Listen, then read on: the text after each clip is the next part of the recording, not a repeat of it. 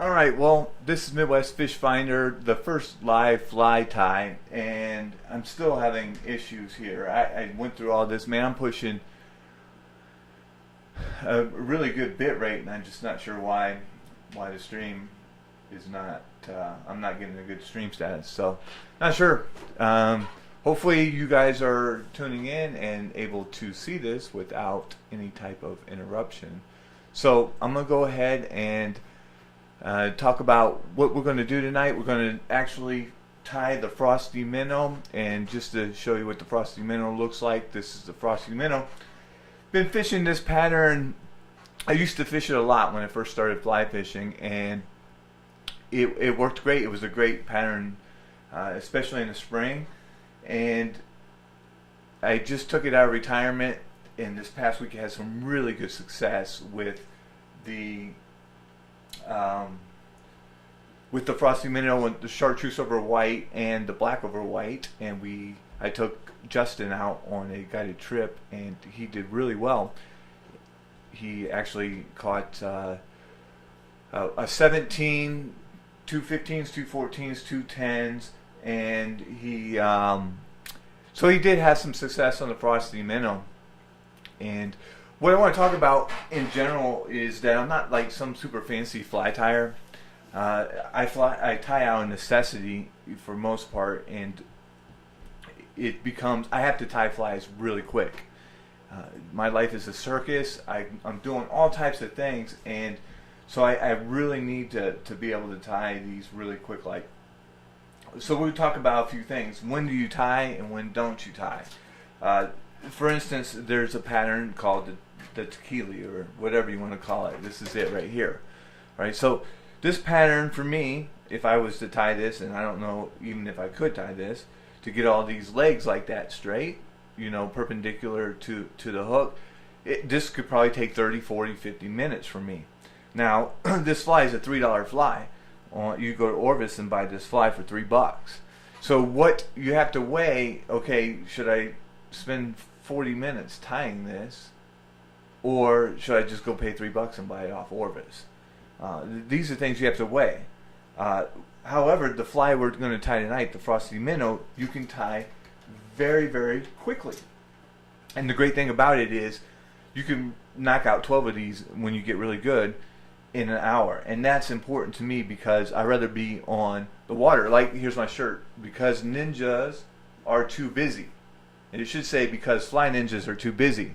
Because every chance I get, I'm on the water and I don't have time to tie flies. And Dave, harasses me, one of my friends harasses me all the time about, well, just tie them in the winter. However, I'm still messing around in the winter and still trying to figure things out and living a life circus. I work full time. I have a second job where I teach, and then I'm starting a guide service, and so it's really challenging to be able to keep up with all this. So, with that said, we're going to get started with the frosty minnow. I hope that this works out well. Post your comments. Let me see if I can see the comments. I'm trying to see them. Okay. If you have questions, just hit them up, or just post a question in the chat. Hopefully I can keep up with all this at once. It's going to be challenging to do all of this. So let's get started. The first thing we're going to need is the hook. And the hook is, let me go ahead and switch views here, is it's an Umpqua hook. It's a specialty hook, and it's the U502 in a size 4.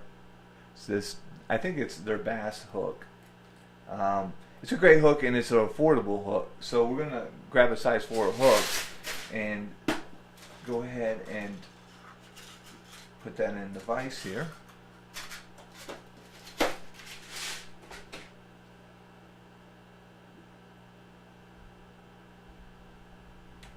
So we got the hook in the vise.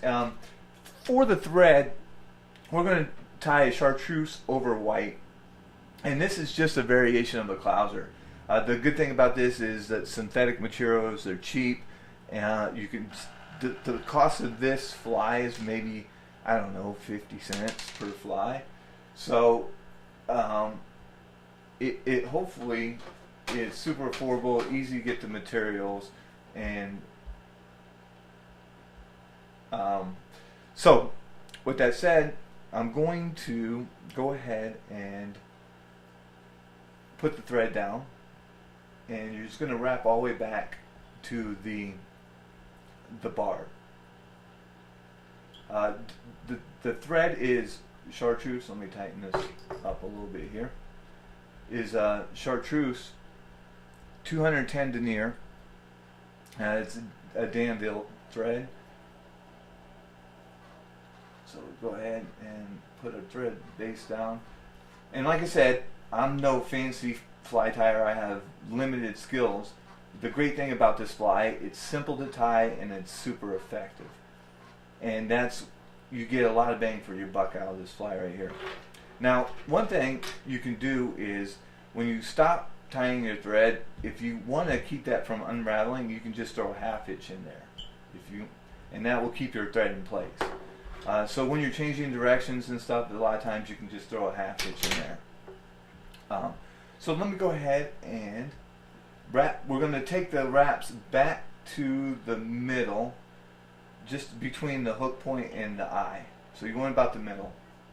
And then the next thing we're going to do is we're going to I'm just reading the questions. Thanks for checking in and with us. So everything seems to be working.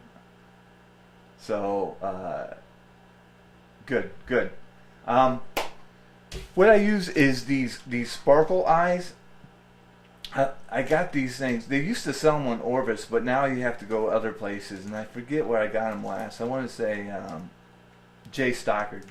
But these eyes in red are my favorite. They're just these sparkle eyes. And this is the medium, but let's find the large. I like the large better because it gives it a better sinking action. So you just get them in the large right here. And so we're going to tie the eyes in like you would tie any double eyes. And now when you tie the eyes on the top here, this fly is actually going to go through the water upside down, because the eyes will flip this fly upside down. So it's going to ride hook point up, and that's good because you can bounce it off the bottom and not get it hooked up. So we're going to tie it in, and how I do that is I start by doing figure eights. So I went across 4 that way, then I come back around and go 4 the opposite way. So you're making a cross across the top of the eyes here. And so then once I get 4, I will go around the threads like you do like a parachute or a post on like a trout fly. So you want to make sure you go around the thread wraps and then go behind, and then 4 in the front, 4 in the back, 2 behind, and 2 in the front. So now these are pretty tight on there. However, you're going to I use Loctite. This stuff you can just go get at Walmart, this Loctite super glue. I'm just going to put a little dot of super glue right on the bottom of the threads, right on the bottom of those eyes, and let that dry. So let me check here. Okay, cool. Once you get those eyes in there, then we're going to wrap the thread back to the eye, the hook, the eye here, and then we're going to get our first material. Now remember, this rides hook point up, so if you want chartreuse over white, then you're going to tie the white on the top, because that's going to ride on the bottom. And that's what we're going to do. So this is that DNA frosty fish fiber. Let me see if I can find,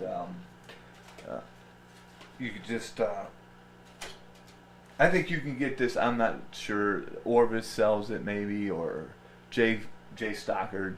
But that's what it is. This is kind of the off-white right here. White works fine too. I use white too. So we're just going to take, like, I'd say 6 or so strands of this material and cut that off. And I tie these pretty sparse. You can tie them so it's not like a bucktail clouser where it's not as well. You can tie your bucktail sparse too. However, this is really really sparse material. So these synthetics are really thin. I don't even, you see how thin the diameter is. I mean, they're just really really thin.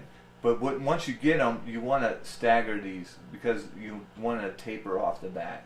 Now, it doesn't really much matter how much stagger you put in them. Just kind of get them staggered, and then we're going to tie these in. So one thing is that I do with this particular fly is I will put the threads.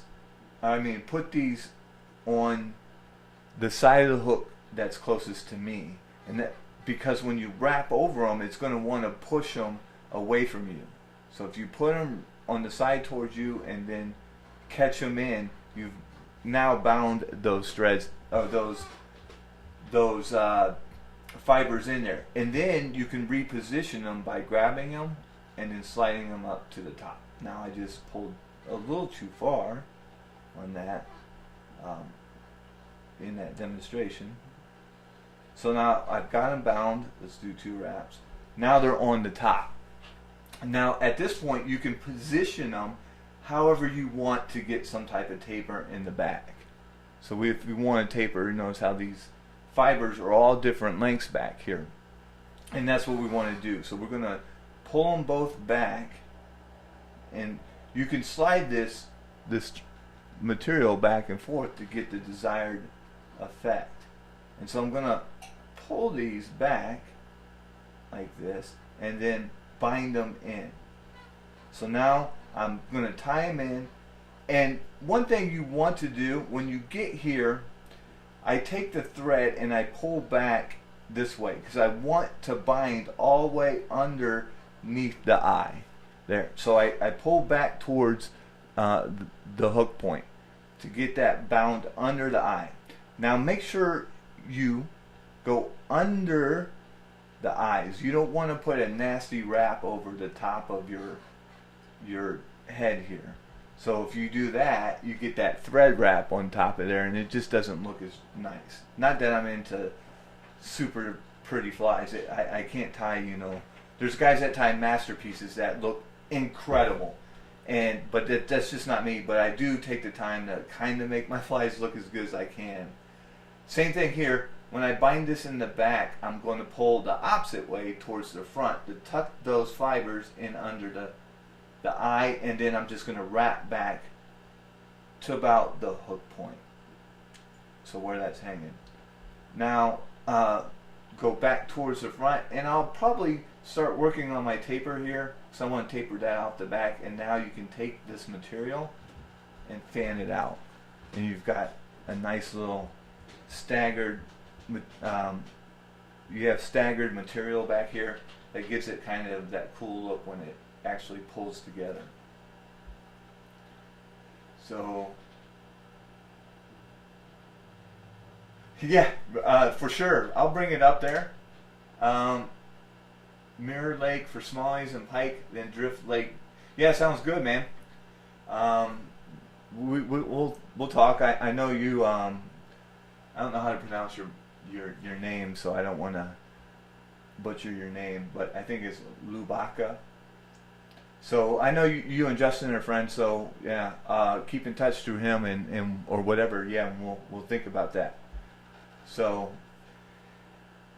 all right, so we got our material on the top, and this is an easy fly. Like I said, when you get this down, it's going to take you 4 or 5 minutes to tie this fly, and it does really good. I mean, I'm telling you, Justin did really good. I've had a little bit of success already, and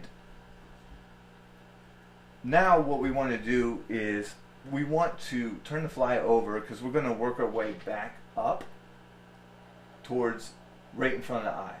And so make sure you take that thread over the bottom of the hook. And a lot of times I'll try to alternate so you crisscross down here. I don't know if it much matters. But the next material we're going to tie in is this lateral scale. This is one of my favorite materials to tie with because of what it does. It's called lateral scale. This is the small, I think it's 1/67th of an inch. So it's kind of like that. It just is a really cool material. And this is posted on my website, so I'll get all that squared away. Man, sorry I had technical difficulties, but now I got it figured out. So these should be a lot better going forward. But this material really, it dances. And if you ever seen bait fish, they kind of reflect light, and they kind of sparkle, and that's what this stuff does. It is amazing material. So this is one thing you have to have. And this is a material I just changed to this year on this frosty minnow. I used to use Crystal Flash. So this is kind of a new thing. And I take 3 strands of it, and I just cut that off. So I'm going to take 3.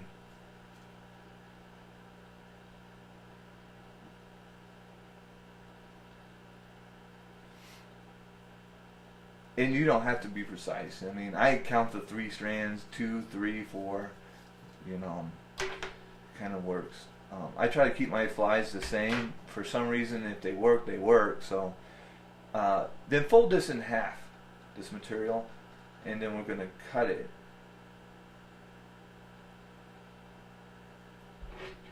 So that we have this material.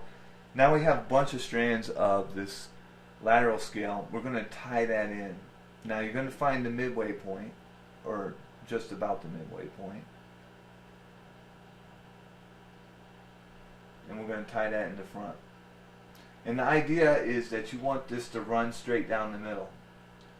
So when I tie this in the front, take a wrap like that. Get your material lined up straight down the side. And then once you're going to work your way back. So go back over the hook. Notice how I went over the bottom of the hook and not over the top. And pull these straight down the side. And a lot of times you want to pull this material down, make sure the frosty fibers are down and this lateral material is straight with the hook. So you kind of almost have like a 45 here.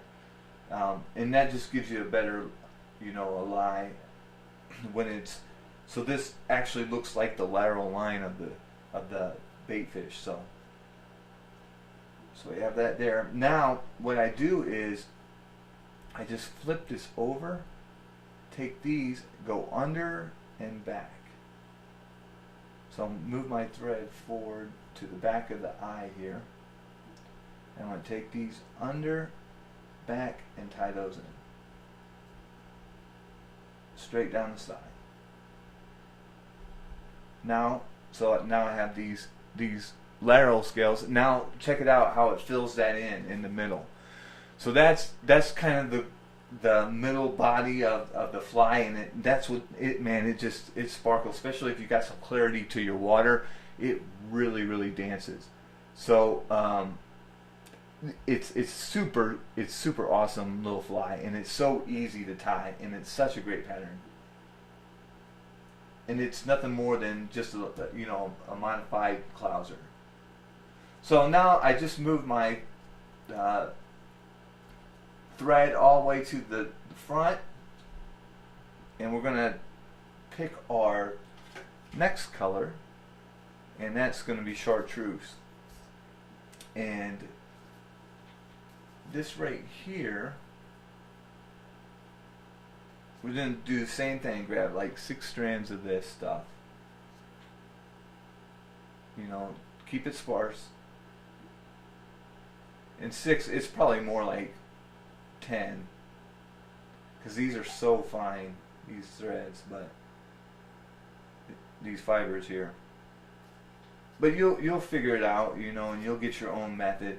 One thing I thought that you could do is, put some type of, well, I don't know.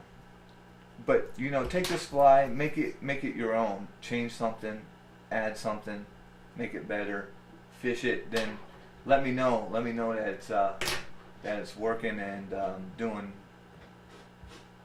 that and what you've done. I like seeing what people do with their flies. So we're going to stagger these two. Try to get a good stagger on them. Now once we got it staggered, we'll tie these in too.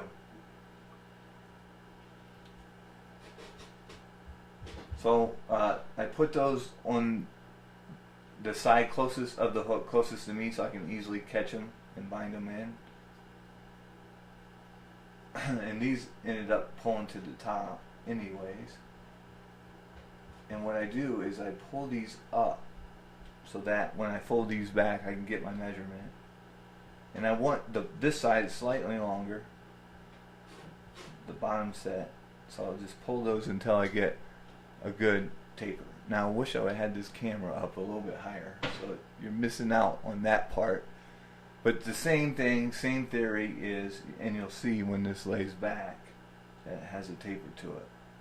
So then once you have them both here, put them in this hand, in your left, and just pull it taut so that you can bind them in.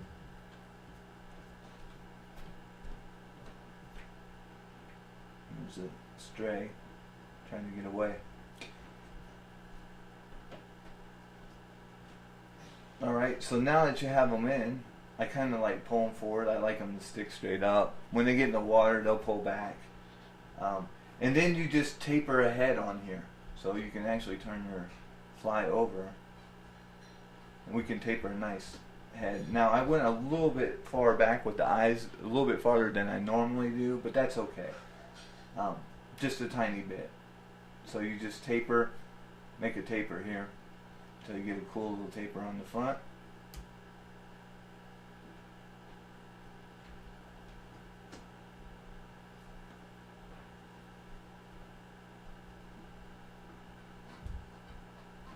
Alright, and then once I'm done, I just throw half hitch in. You can whip finish or whatever, but I'm going to cover it with head cement anyways.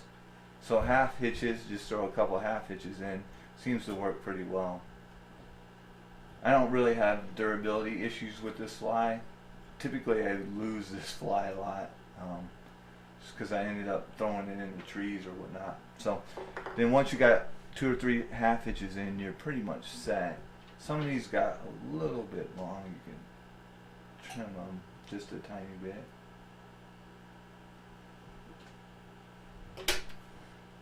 Cut your thread. And then the thing about this is this fly, you know, with this head cement, I just use the Sally Hansen's. You can use, you know, whatever head cement that's your favorite. I just coat the head a little bit with this Sally Hansen's. I got a stray strand here.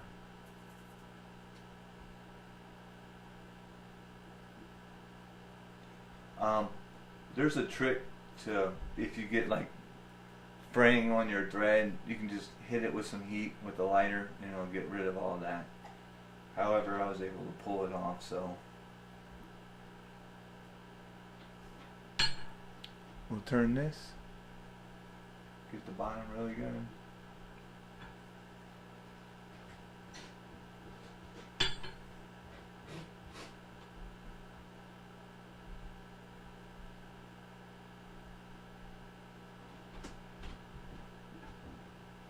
I'm about out of Sally Hansen's here.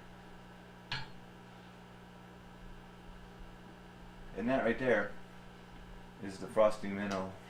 That's been working. It's worked really well this year so far, and it's a great, you know, it's a 50-cent pattern.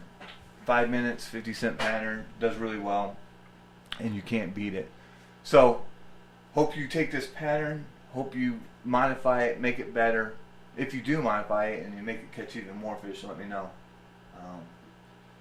So, and just on another note, just do a quick report on what I went to the water today, and I think the smallmouth are starting to bed up. So I'm not sure if they're going to be spawning real soon. If they're bedding up, they're up on the, it looks like they're making beds already. So we'll see what happens. Keep you posted on, just check out MidwestFishFinder.com to get any type of fishing reports. So I'll keep you, I tried to get a picture because it looked like the smallmouth, I saw the smallmouth up on the shelf next to what it looks like a bed, and I tried to get a picture of that, and I was going to post it on my website, because I do think they're going to bed up. Just remember, the catch and release here in northern Illinois, or in Illinois, is April through June something. So check that out, catch and release smallmouth. And if I can't smallmouth fish, I will probably go up and fish for trout up in Southwest, or maybe I heard steelhead are running. So if they're spawning, you know, just give them the opportunity to let them do their little dance, so that we can have lots of smallmouth in the future. And then, you know, maybe hit steelhead or even carp. Carp are starting to tail, and possibly, you know, go up and hit trout in Southwest Wisconsin. That's it. Appreciate you guys tuning in. I had a lot of technical difficulties, so we didn't get a lot of viewers. However, I'm stoked to get this figured out and do more of these in the future. I think if they are bedding, the smallmouth are bedding up, then we're going to have topwater action soon, because they'll post spawn, they'll disappear for a little while, but then after that, summer will be here and there'll be topwater action. So the next one of these might tie what I call the bare naked deer hair diver, which is just kind of a twist on there's like an Umpqua diver that does really well, but I keep it simple because I don't put a lot of different colors in it, and I don't put eyes on it. So it's the bare naked, like I said, time saver. Life's a circus. You got to be able to whip these flies out quickly. So that's all I have. Please subscribe. Please check out my Facebook page, and thanks for tuning in. Have a good night.